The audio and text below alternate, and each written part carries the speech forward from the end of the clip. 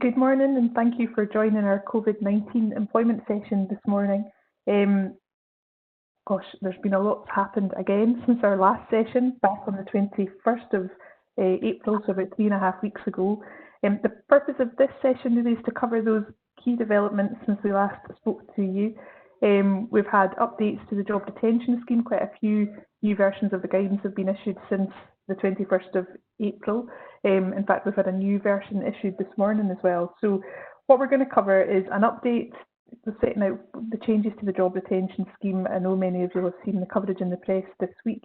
But we're also going to spend a bit of time looking at how you deal with employees returning to work. That's obviously become a very hot topic, so we're going to cover both of those issues.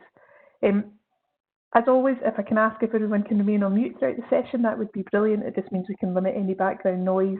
And again, as always, if you've got questions, if you want to type them into the comments box, we'll deal with as many of those questions as we can. So without further ado, I'm going to hand over to Jen to chat us through some of the key developments on the job retention scheme. Jen, do you want to take it from there? I certainly shall. Morning, everyone.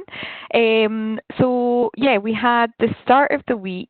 The big excitement, if I can call it that, was the announcement from the Chancellor that we were getting an update to the job retention scheme. I don't think anyone had expected it to be as significant as it was. There had been some leaks in the press saying it was maybe going to be to September and down to 60%, but he has extended it to the end of October. The way I would view it from an employer's perspective is everything remains the same, so no changes at all until the end of July in terms of what you can claim and the mechanism for that. From the 1st of August onwards until the end of October, I think we're going to see quite a dramatically different type of scheme in terms of the funding, frankly, from the government. What they've said to workers, which is quite interesting, is that the government are speaking to workers and reassuring them that they will receive no less than 80% of their normal pay for furlough, but they're basically saying to employers, we'll need to have a think about who funds that 80%. Some of it will be from the government, some of it will be from the employer. So we'll get more information on that at the end of May. I think that'll be quite a critical point at which businesses will then need to start to assess whether or not utilising the furlough scheme post July is actually feasible from their point of view. But certainly it's welcome news for employers and for workers. I think that there's not going to be this cliff edge. So that was the update. As Morag said, we also had some updated guidance that came out last night on the scheme. I'm sure you'll all have seen there are various different categories of the guidance, but our take on it is that there is now available online employer guidance, employee guidance, guidance on calculating 80% of pay, then a guidance note entitled Claim for Wages through the CJRS, which I think is a kind of practical guidance note on how to actually submit your claim, and then another guidance note on reporting employees' wages to HMRC when you've claimed through the job retention scheme. So I would urge you all, I know it can feel a little bit exhausting going back on and looking at the guidance again, but I would urge you all to make sure that you've got the most up-to-date guidance to hand, because I think some of it is actually quite useful on a practical level in terms of making your claims and answering employees' questions. No massive game changers in the updates last night, like there have been previously where they've kind of changed wording or slipped in a new category, but certainly some sort of nuanced changes to the language, but I don't think there's any point in speculating on what that might mean. As I say, what I do think will be interesting is seeing the new guidance at the end of May that talks about the rules that apply to the extended period of the scheme.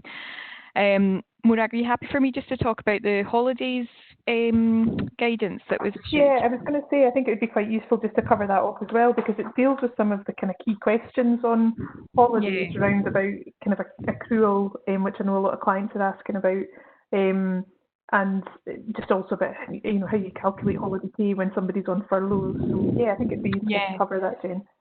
Yep, so this is another set of guidance that's been issued. Do you remember from previous webinars we've always kind of said, oh God, the holiday pay situation is something that's just not been clear. Then they updated it to say, yes, you can be on holiday and furlough at the same time. That was useful. But there's now this dedicated guidance note on the interplay between annual leave and furlough. Again, I'd urge you all to have a read through that. It is quite useful, and I think it'll help you answer employees' questions. Just a couple of things to flag. So it sort of reiterates the view that we all, I think, shared at the start, which was you certainly continue to accrue your statutory annual leave while you're on furlough, so there's no kind of pause button that's being pressed on that. I just have a general observation on that, which is if you're not an employer who's requiring people to take holidays or permitting holidays during furlough, and you utilise the scheme until the end of October, we're now talking about a period of, March to October where employees are accruing but not taking annual leave. And if you have like the traditional calendar holiday year and then you reopen at the end of the year, you're not going to want your employees to go on holiday for a month at the end. So I think, people will need to start thinking just now about how they plan to deal with that. There is a mechanism, as you know, that's been introduced for carryover, and that's for up to 2 years carryover. I think that had originally been intended for the kind of NHS key workers who weren't able to take it because they had been working so much. But I expect that might now be used by employees who haven't taken it during furlough, either through their choice or the employer's choice, and their employer can't permit it all to be taken at the year. So holidays, I think, is going to be a bit of a tricky issue. Jen, I was just going to say on the holiday bit, there's this phrase now in the guidance that talks about, and I think it's quite an important bit, it talks about if an employer requires a worker to take holiday while on furlough, the employer should consider whether any restrictions the worker is under, such as the need to socially distance or self-isolate, would prevent the worker from resting, relaxing and enjoying leisure time, which is the fundamental purpose of holidays. I wondered, do you just want to kind of cover off your thoughts on that and the relevance of that section?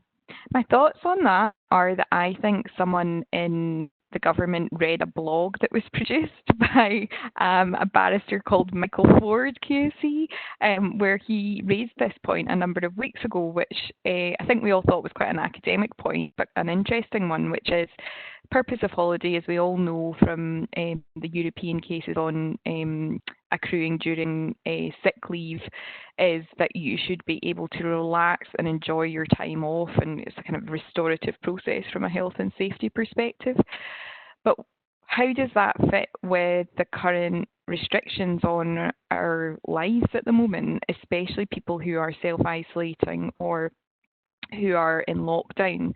And in a way, the divergence between the different nations within the UK kind of becomes more acute there, doesn't it? Because you could see it being easier to feel like you're able to enjoy your annual leave in England at the moment, where you're being told you can go and sunbathe in the park and take a drive to have a nice walk, versus being in Scotland or Wales or Northern Ireland at the moment, where the message is very much stay at home, and you can't really socialise with anyone outside your household. So I think my reading of that is that the government probably just wanted to hedge their bets to put the onus on employers to make the decision as to whether they're going to require people to take holidays.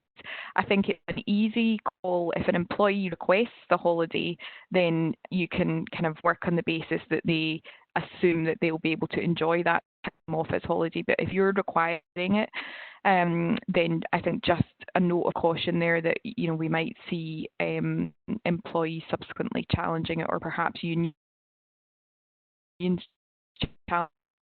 basis you couldn't really hold while it was strict down. So calculation of holiday pay, again, all kind of set out in the guidance note, but they say the normal principles apply. So whatever you do for normal holidays in terms of your calculation methods, you should do for holidays on furlough. I think there's a suggestion that potentially you might, if you did the averaging process for some of your employees, then you might be able to take into account the reduced pay that they're receiving during furlough, and so it might not be 100% of their normal pay when they're normally at work. I wouldn't like to kind of give you a green light on that on this webinar, because I'm not entirely convinced that's correct. I think we all know calculation of holiday pay is extremely difficult at the best of times. So I think if you're wanting to do anything that's lower than what they would normally get, then I think you'd need to take advice on that and satisfy yourself you're doing the right thing there. So that's really the summary of the holiday pay situation. Just before we move on, Jen, because for some reason I can't get my typing function to work, Helen's asked, she's the same at the start of the call, what guidance was being referred to, the employee guidance and employer guidance. So just really the guidance that's been out there already, Helen, but just it's been updated. And I think, Jen, do you want to just quickly list again the various guidances that we have, or guidances, is that a word? The various guidance notes that we now have for Helen's benefit. Of course. So we've got the annual leave one, which I just mentioned. These are all online on the gov.uk website, but it's sometimes a bit difficult to navigate. So annual leave and furlough.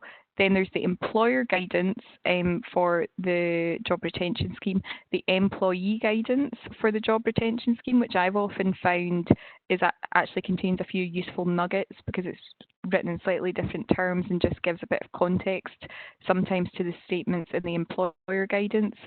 A note on calculating the 80% of pay, a note on putting in your claim to HMRC, and then a note on reporting employees' wages to HMRC when you've claimed through the job retention scheme. So quite a few different sources of information, and the point we were making at the start was just because things have been so fast moving, please do just make sure you're kind of sweeping them all up and that you've got access to them. Thanks, Jane. And just before we move on then to look at the different types of or categories of employees in returning to work, just a couple of questions that have come in. One is, what are our views on serving notice of redundancy during furlough? Can it be paid at 80%? Well, I was going to come on and cover that, but actually happy to take that now. My view on that is that paying it at 80% is risky. I think that the cautious approach and the correct approach is probably to pay at 100% notice pay. That is because it's when you have varied someone's pay to 80% for furlough purposes, I think you've done it, or you will be interpreted to have done it by the tribunal or by the courts in relation to the pay that you're paying them while they're on furlough and you're keeping them employed, to then draw an inference that the employee has agreed to a reduced amount of notice pay. I think that would maybe be potentially a stretch and would definitely be open to challenge. There's also some really techy provisions in the Rights Act about how you calculate notice pay in certain circumstances, depending on whether you give more than 1 week above the statutory minimum notice or not. And I won't put you all to sleep at 11:15 by going into them just now, but suffice it to say, my kind of strong view on that is that I think the safest approach is to pay full pay for notice, but that you can have people on notice during furlough, and you can claim under the scheme for the 80%. So hopefully there's a bit of a silver lining there with that answer. I'm just going to pick up 3 more questions before we move on, and then we'll come back to some of the other ones when we can. One question about if an employee's already booked holiday for June, can the employer ask the employee to take those holidays? Yes, they can, subject to the point where we're making there about ensuring that the employee has the opportunity to rest, relax, etc. during the holidays. But on the face of it, absolutely. And another question that made me smile a wee bit, because it's from Anne, who I'm going to say I'm sure you're asking for a friend, Anne. Can we give any guidance on what to do if you've noticed an error in your claim? So what HMRC have said on that is if your claim is incorrect, you should contact them to let them know. And I guess, obviously, if it means that you're claiming more than you're entitled to, there's more onus on you absolutely to contact them and let them know so that you're not claiming incorrectly. But similarly, if you've not claimed enough, I think you just contact them direct to let them know that. I appreciate that actually getting through to them might be the biggest challenge there. So, Jen, I'm going to move on, if we can, to employees returning to work, because I really do think this is a critical issue for employers. And I think we've kind of got 6 different categories of employees when we're looking at the question of return to work. So I wonder if we could just work through each of those in turn. If we could start with people who are happy to come back to work. So they've been on furlough or they've been out of work, and an employer is now saying, right, we want to get things going again, we want you to come back. What sort of issues should an employer be thinking about in that situation? Well, in the spectrum of return to work, that's your kind of ideal situation, isn't it? Where you're satisfied from a legal perspective that you can get your operations up and running again. And I say that as though that's an easy question. It's actually quite a difficult question, but it's not an employment law question. But assuming you are resuming your operations and your workforce are happy to return, it's really all about your health and safety risk assessments and ensuring that you're complying with those obligations and the government's guidance. You'll all have seen the guidance that was issued during the course of this week on how to make workplaces safe for returning employees. So again, I'd urge you to take a look at that. And it's also sector specific as well in some situations. But the risk assessment is really, really key to that, and continuing to keep that under review and making sure that you're implementing the risk mitigation measures that you've identified in your risk assessment. There's also an obligation to consult with employees about returning to work and the health and safety measures that you're taking in relation to those return to work, and that can be done through your trade union reps, health and safety reps, if you have them, elected employee reps, or directly with employees, which I think is realistically what most employers will be doing. And a number of our clients have been working on this return to work plan for a matter of weeks and have been pushing out communications and training for employees, which is all going to go in your kind of bucket of evidence if the health and safety executive ever challenged you on what you'd done. So again, I'm not going to go into the detail on the different measures, but we'll all have examples of the social distancing measures you need to take within the workplace to make sure that you are reducing the spread of infection. If you can't keep people 2 meters apart, do you have your PPE, all of that sort of thing. So that is the ideal situation. People come back, they're happy to come back, you keep reassuring them that you are doing everything you can from a health and safety perspective, and they would come back on their normal terms and conditions unless you had gone through an exercise to change those T's and C's, which we've talked about on previous webinars. Okay, that's helpful. What about, and a lot of employees will find themselves in this situation, particularly if the schools don't go back until after the summer. So what about the scenario where you've been furloughed or you're working from home, and you've got childcare responsibility or you've got dependents, and your employer is now saying to you, I want you to return to work. What are the options in that scenario? Yeah, I mean, we've seen this, haven't we? This was one of the immediate questions that flowed from the Prime Minister's announcement on Sunday night to encourage people to get back to work. That's maybe a more simple equation when you only have to think about getting yourself out the house to work. But if you've got kids in the house and schools aren't open, that is a bit of an impossible ask. I should say the general advice across the UK is still, if you can work from home, work from home. So that's always your kind of baseline for any employees. If they can work from home, just keep with that status quo for the moment. But there will obviously be a number of jobs where they're being furloughed because they can't work from home. So in that situation, I still think you've got the option of furlough.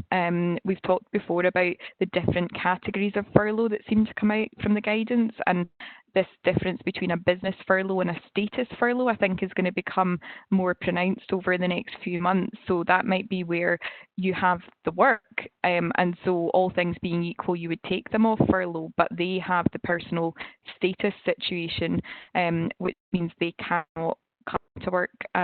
So I think in that situation, you would be absolutely within your rights to keep those employees on furlough until their childcare arrangements change.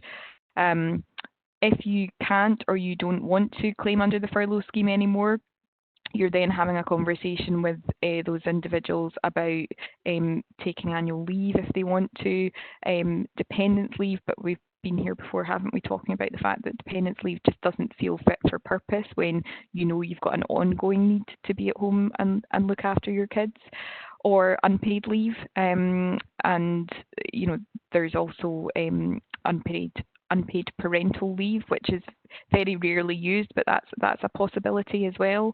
I think just be careful on the childcare front. You know, we're always kind of scanning these scenarios for extra legal risks, and I think there's probably an indirect sex discrimination potentially there if any employers were pressurising employees to come back to work, just on the basis, as always, that the statistics still demonstrate it's proportionally it's women who look after or take the burden of childcare more than men. So I'd see that as a risk area. If you can, for the time being, I would say ideal situation is to keep them on furlough. Yeah, I think that's the most straightforward answer, really, isn't it? You've got the option to do that. And we spoke before as well, of course, about the risk of the breach of trust and confidence claim. If you've got an individual who could be placed on furlough, but you're insisting they return to work, that could create a bit of a threat and a bit of a risk there.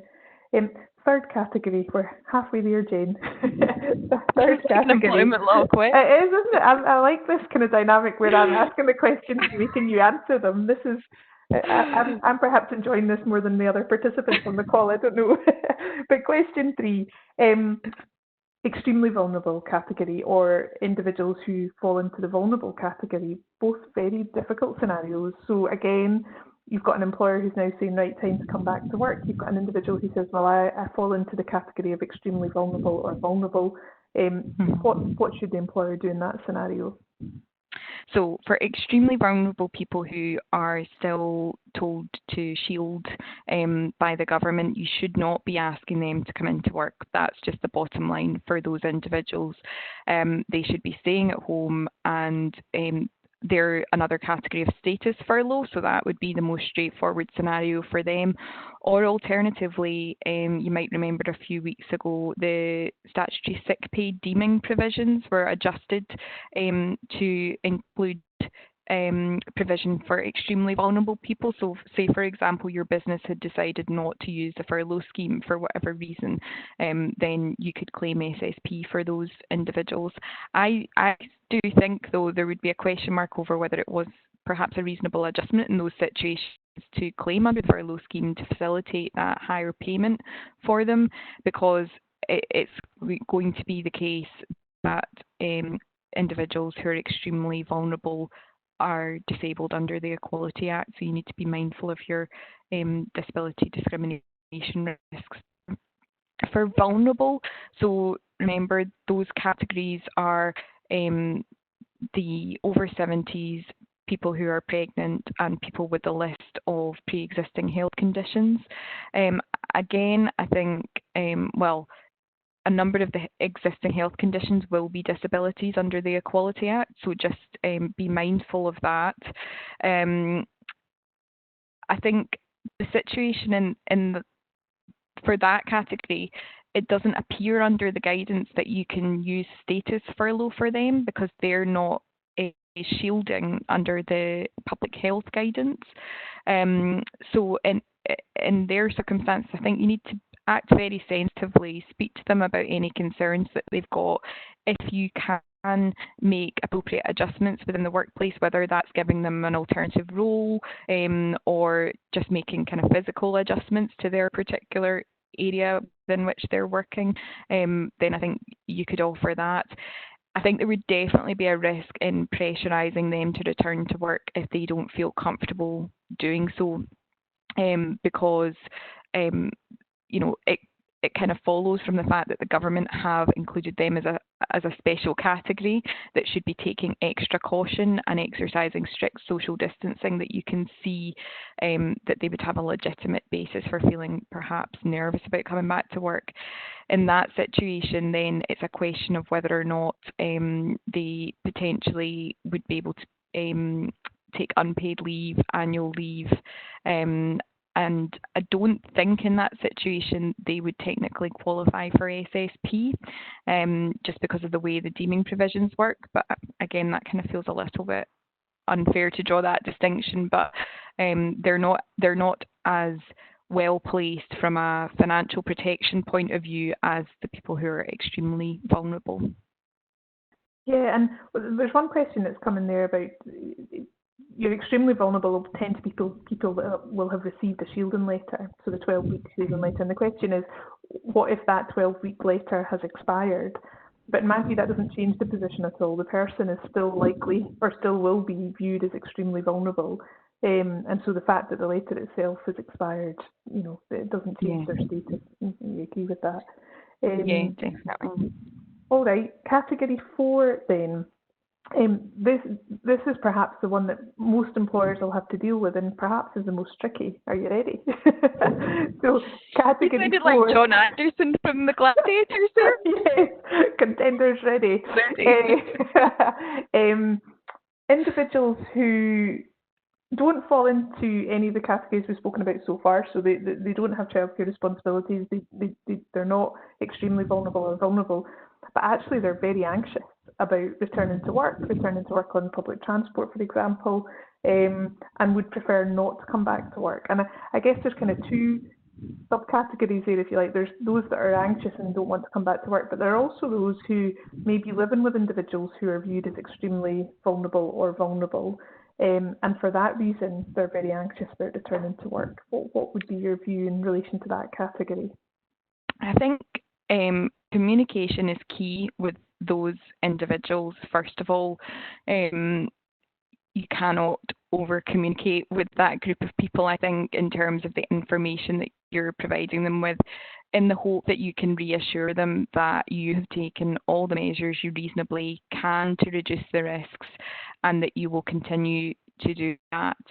If, however, someone is ultimately just saying, I'm not coming in, I hear what you're saying, but I'm not coming in, then the risk that you need to be aware of, which is something that I don't think any of us, well, I'm speaking for myself, but I think Morag and I discussed this earlier in the week, we've never seen any claims for this, is Section 44 and 100 of the Employment Rights Act, and that's where an employee has protection from detriment or dismissal, where they have either kind of left work or refused to come to work in light of what they reasonably believe to be a serious and imminent danger.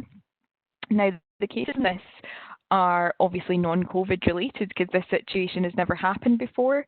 But what we can draw from the cases is that the tribunals take a kind of broad interpretation of what danger would look like in any given situation. I think this is where the communication piece comes in, because the reasonableness of the belief of serious and imminent danger can be diluted where an employer is legitimately reassuring an employee that danger that they maybe perceived at the start perhaps isn't there. But there will still always be, I think, a basis for people to hold that reasonable belief, especially if they have to use public transport to get to work at the moment. So it's not just about what you've done in the workplace. If they have to get on the bus, and we've all seen the images from London of attempted social distancing, getting on and off the tube, it's just not happening. So in that situation, if you've forced someone to come by saying, essentially, if you don't come, we're not going to pay you, or we're going to dismiss you, they could potentially bring a claim under those sections. I'm not saying they would all be successful, and I think, as you can imagine, there's going to be a sort of factual spectrum there of endless possibilities of the employee's particular reasons for feeling anxious.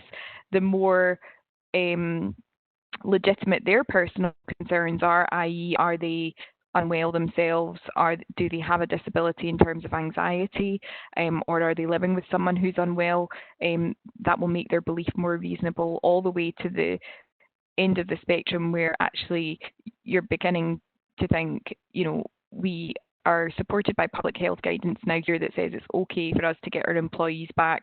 We've taken all steps. We need you back at work. We've consulted with you. This is a lawful instruction. And that's the next step of the question, isn't it? What do you do if you get a kind of block with that employee where they're saying, I'm not coming, and you're saying, well, we're telling you should come? From an employment sort of procedure point of view, I think what you're looking at there is probably a disciplinary process for failure to follow a reasonable management instruction. I don't think any of us really want to reach for that.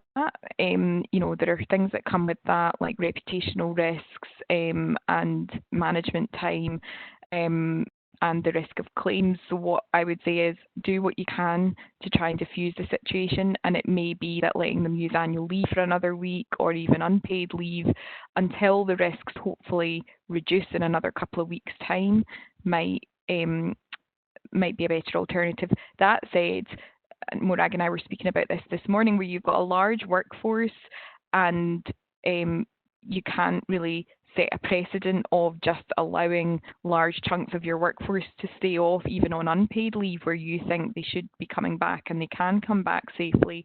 You may have to make those difficult decisions. And just a final point on this is something that we had been discussing as a team this morning.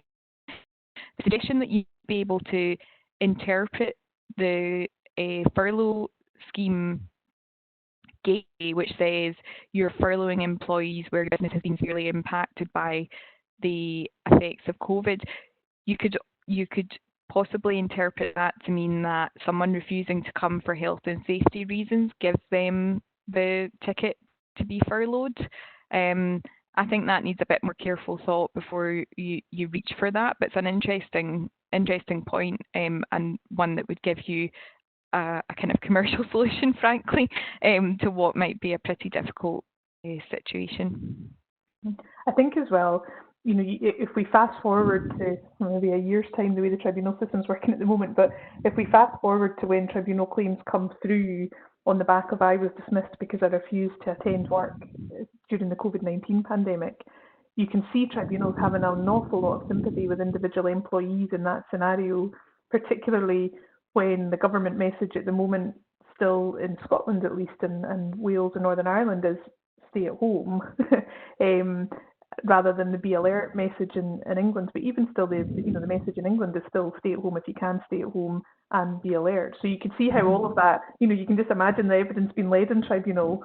Well, at that time, the position was X under the guidance. So I think employers would have to be very careful. As you say, it's a kind of last resort, isn't it, when you're looking at disciplinary action in that scenario. Just kind of picking up a couple of questions that are in that vein before I go on to category 5. Would you be legally liable if someone catches COVID-19 whilst working and then dies as well? And in that situation, part of the difficulty would be, how do you know where the individual caught COVID-19? Was it at work or was it outside of work? But I can see why that would cause a lot of anxiety for employers. In terms of legal liability, where your main risk would come from would be breach of health and safety, your breach of health and safety obligations. So it would come down to, how well you'd carried out your risk assessment, to what extent had you followed the government guidelines in terms of putting measures in place for social distancing. And as Jen mentioned before, there's those kind of 8 sector government guidance that have been published that set out very clearly, actually, if you take the time to read through them, what you should do in terms of social distancing, and if you've got roles where you can't social distance in the workplace, what steps you should try to take. So, if you can show that you've done as much of that as possible, you ought not to have legal liability. But of course, it's a risk, isn't it, Jane? It's something that employers are going to be and I aware think, of. That's definitely something that like insurers and that sector are looking at very closely. So if you have that sort of responsibility for the interplay with your insured kind of personal injury and employer's liability insurance risks, I put that on your list of things to look at to make sure that if there's any requirements or guidance from them on what you should be doing to protect your policies, then you're complying with that. Yeah, I know certainly in the construction sector, a number of construction clients have been advised by their insurer that if they reopen, they won't be covered under their insurance Really? at the moment in Scotland. So, I think it's something that you would have to really think about. Right, Jen, category 5, all right? I'd like to know how I did on category 4, please, since you built it up as being the hardest thing ever. People can add their comments and give you either a tick or a cross. Well, why don't you give Jen a mark out of 10 for no category thanks, 4 actually. I'd rather not have like an employment law version of Strictly. Category 5. So, yeah. I have gone back to work. I've been a bit anxious about it, but I have gone back. I get back into the workplace, and actually I get really frustrated by Jim, because Jim does not keep his social distance from me. 10 out of 10 from one comment, Jim. Well done. Jim doesn't keep his social distance from me, and I'm getting really anxious about it, or I feel like my employer hasn't properly implemented social distancing measures. Mm-hmm. I walk out. I say I'm not prepared to work here. What's an employer's options in that situation? Yeah, I mean, I think it's basically the same as question 4, really, isn't it? It's that serious and imminent danger assessment. So if they had a reasonable belief of that at that point, then they would get that protection. But I mean, what does that mean on a practical level? What I would say is, if someone says, I really don't feel comfortable, I'm leaving, you can't stop them. So they go home, hopefully let the dust settle, and have a conversation with them the next day about how they're feeling, what their concerns are. Again, it's that going through that communication process to try and alleviate their concerns. And part of that process might be saying, look, I hear you in relation to Jim, and we will be dealing with that, because as part of our commitment ensuring that we are complying with our health and safety obligations, we will be taking action against people who are not complying with social distancing measures. And I think that's something employers will have to be extremely firm on. And you won't get any pushback, or you shouldn't get any pushback from unions on that, because the unions are saying, we need assurance that workplaces will be safe for our workers. Well, actually, part of the responsibility is on workers to make sure they follow those guidelines when they're at work. So yeah, I think have a conversation with them, be sympathetic, but only to a point if you believe that it is safe for them to return to work. And if they don't, then I guess you're just going through that checklist again of, should we give them a bit of breathing space, annual leave, unpaid leave for a few days, and revisit this. But last resort, are we looking at giving them notice that we're issuing a management instruction, and there might be a negative outcome if they fail to turn up for work. And it does kind of bring in that reminder as well that it's not enough just to do your risk assessment at the stage that you're looking to bring employees back to work. Mm-hmm. Because of the nature of the situation, you're effectively going to have to do that risk assessment, if not weekly, daily, to make sure that you're still... I don't know where we saw it, Morag, but there was a suggestion even that employers might have to implement some sort of like tech process where at the start of every single day an employee would confirm that you hadn't had any symptoms, you hadn't been around people that had any symptoms, and that you were going to follow the health and safety standards. Now, that feels pretty onerous, not just from an employer's perspective, setting up that system and monitoring it, but also from an employee's perspective. You're trying to get out for work and you're like sending the text message to say check. But that's how seriously I think the government are taking it, that yes, we need to get back to business, but we have to be really, really careful about how we're doing that. Yeah. You've just got an 11 out of 10 for question 4, so I don't think it can get any better than that. But can we print this out? Question 6. And this occurred to me the other day when I was reading, I'd watched a programme on the Tuesday evening, I think it was, about South Korea's response to the pandemic, their test, trace, isolate process. I think I'll be quite anxious about, well, when are we going to test, trace and isolate? When is that going to start? And so I was having a read about it, and it talks about the Scottish Government are hoping to have that in place by the end of May. But then in the article I was reading, it talked about, of course, if we introduce test, trace, isolate, if I have come back to work and then I'm contacted as someone who may have been in contact with someone with COVID-19, or I'm tested and I have COVID-19, I'm going to have to go into 14 days isolation. And that might happen to me on a number of occasions, because I might, go in 14 days and then go back to work, and then I'm in contact with someone else and I'm told to go into isolation for 14 days. So employers potentially are going to have to deal with that scenario where they've brought people back, but they regularly have to take 14 days away from the workplace. Is this the toughest one yet, Jen? I don't know. What's your I told you I didn't want to answer this question. I don't know why you put it on the list. What's your view on that, Jen? My view is that I think this is going to be one of the kind of unintended, or perhaps the unforeseen challenges that comes out of the fact that this is going to be going on for a long time. Even if we do get a vaccine, we're going to go in circles of having large tranches of the workforce who are not able to come in by virtue of the fact that public health guidance tells them not to if they're displaying symptoms or in the same household. And I think from a workforce planning point of view, that's going to be really, really difficult for employers. We've now got the list of deeming provisions that I mentioned before, where SSP entitlement is triggered, and it's triggered on day one for these COVID-related reasons. So that's the minimum that someone's entitled to. I also think so in those situations. Sorry, just to recap on them, that's where you're you've tested positive, where you have the symptoms and you must self-isolate, or you're living in the same household as someone who has the symptoms and you're self-isolating as a result. Or, indeed the traditional type of, you're just really unwell, so you have COVID and you're sick, and you can't come back to work for those reasons. Obviously, you'd be entitled to SSP. I think, and those of you who were on the kind of early, I think the first webinar, we actually spoke about the interplay or the engagement of your company sick pay entitlement in those sort of situations, and the fact that from a commercial perspective, it may just not be sustainable for you to operate a full pay situation for those large waves of employees taking 14 days off, 14 days on.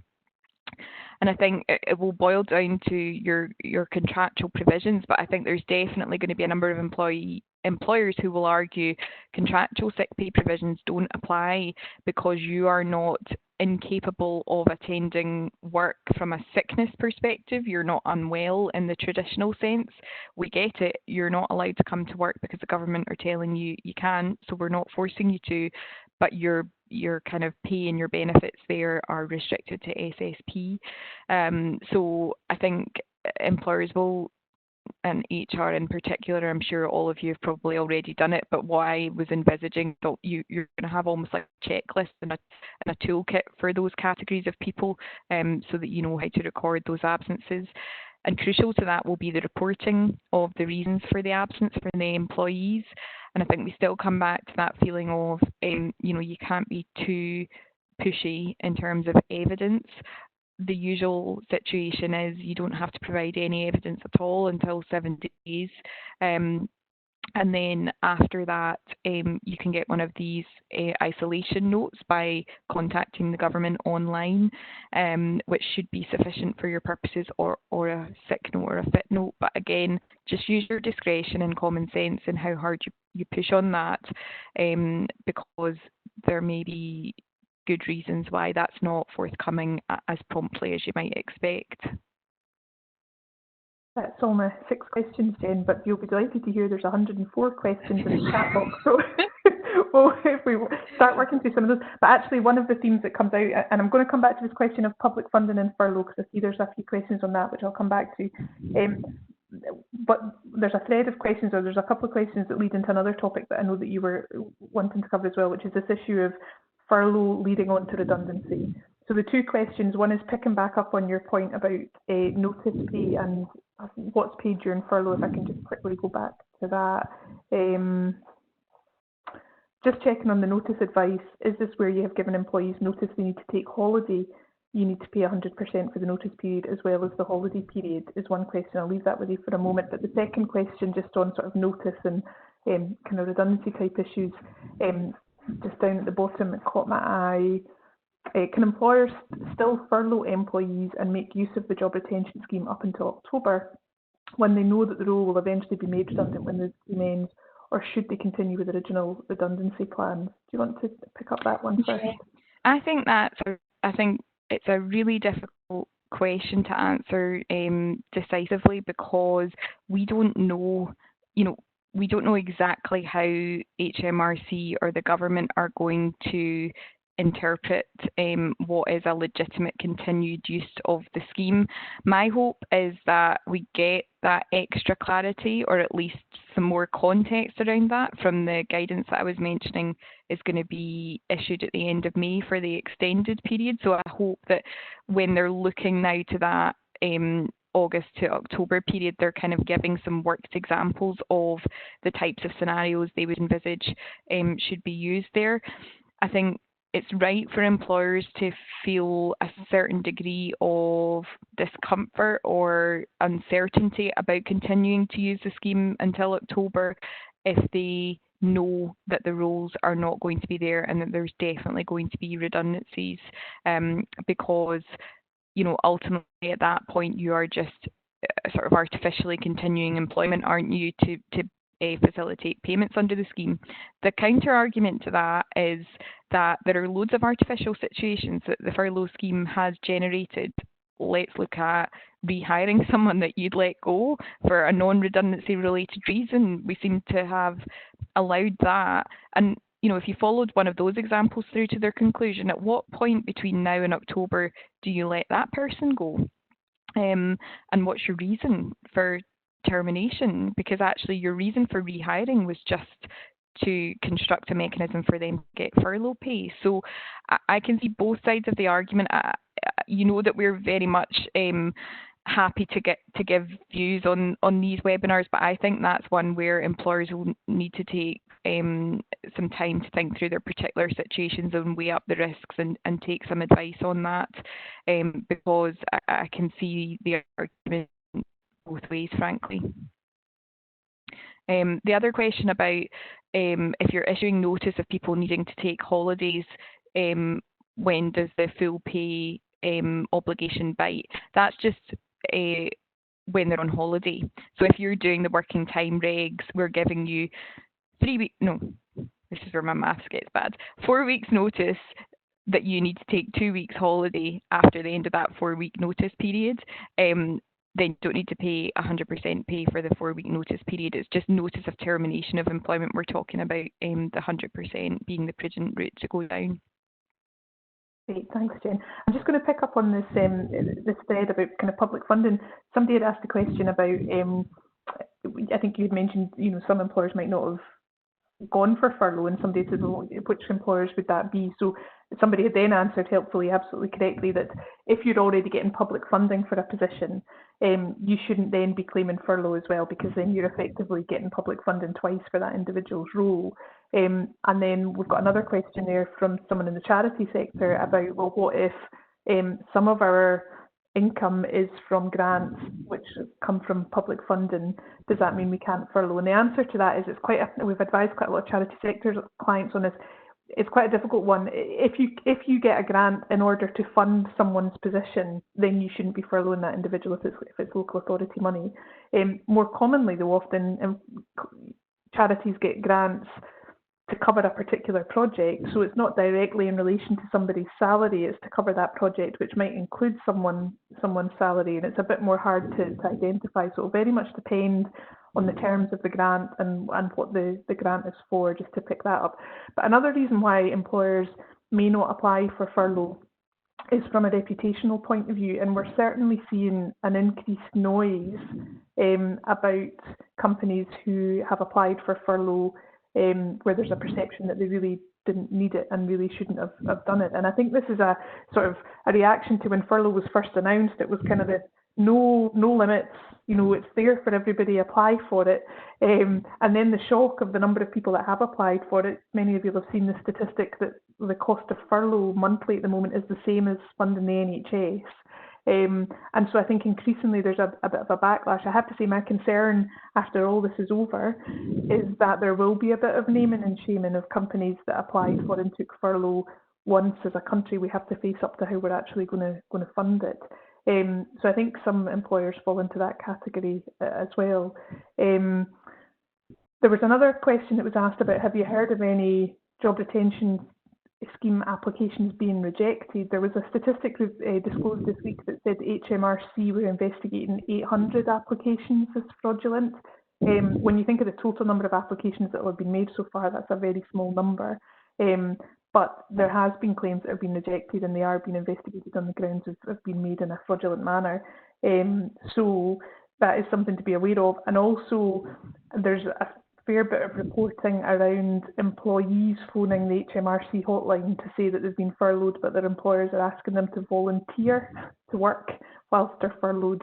And actually, in the latest version of the scheme that came out last night, there's a change in there that specifically says you cannot volunteer to work for your employer if you've been furloughed, and I think that's probably been in reaction to that particular issue.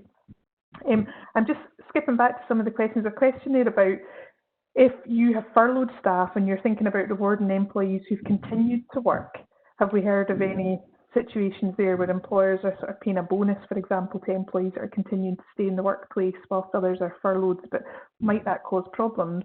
I know certainly Marks and Spencers, for example, are talking about paying bonuses to staff that have come into work whilst other staff have been furloughed. I think there is a potential problem there of disability discrimination if you've got people who've not been able to work because they've been furloughed, for example, because they fall into the vulnerable category group. And you would really have to be able to look at whether you could justify that decision to pay an extra bonus payment. But I do understand why the question has been raised, because we are getting reports again from clients increasingly where employees who are having to come into work are getting a bit frustrated when they look at colleagues who are at home and are getting paid 80% of salary.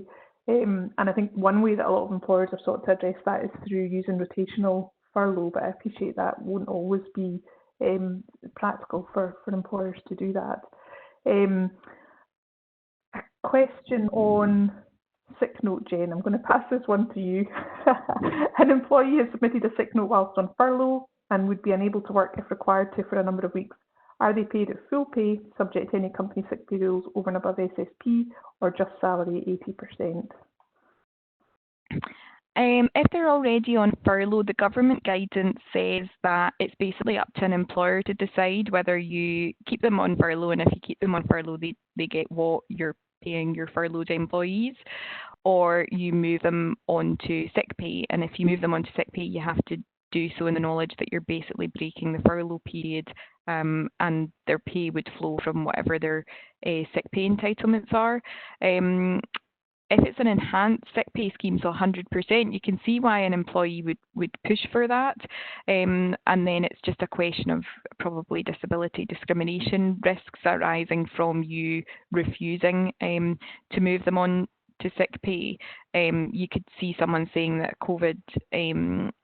having COVID could potentially be a disability because the evidence seems to suggest there are quite a lot of long-term impacts, but that would be a very specific or fact-specific situation that you'd need to kind of risk assess, and it's a judgment call for you to take. But I think my sense is that most employers are keeping people on furlough and saying it's much smoother and easier to manage, not least or not to mention the commercial impact of losing the furlough funding if you were to take them off. So not requiring employees to kind of evidence any illness, obviously keep you up to date, but don't you can choose not to move them.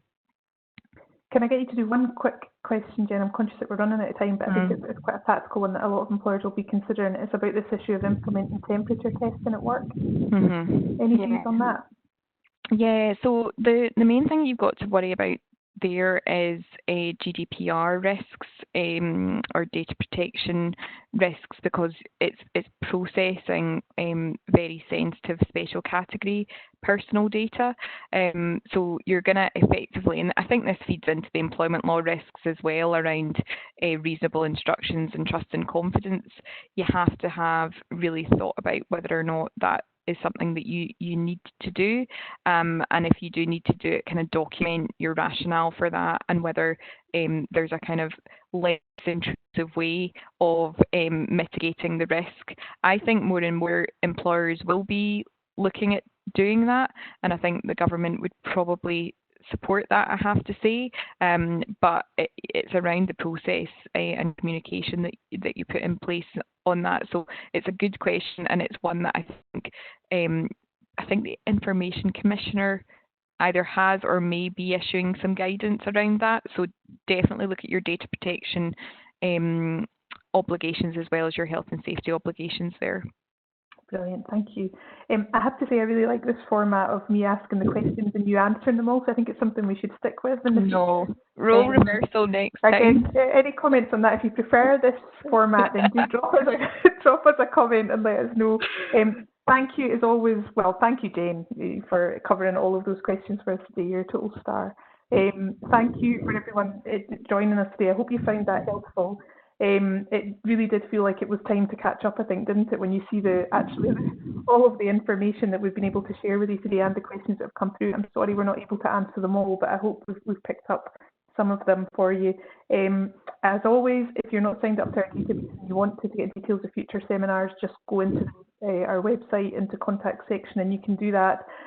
I anticipate we'll probably be doing another update once we get the new guidance out at the end of May, and this really kind of hot topic about being able to have people return to work on a part-time basis and still furlough. So that's going to be really interesting to see how that develops. Thank you, though. I hope you all have a lovely weekend. Take care, and we'll see you all next time.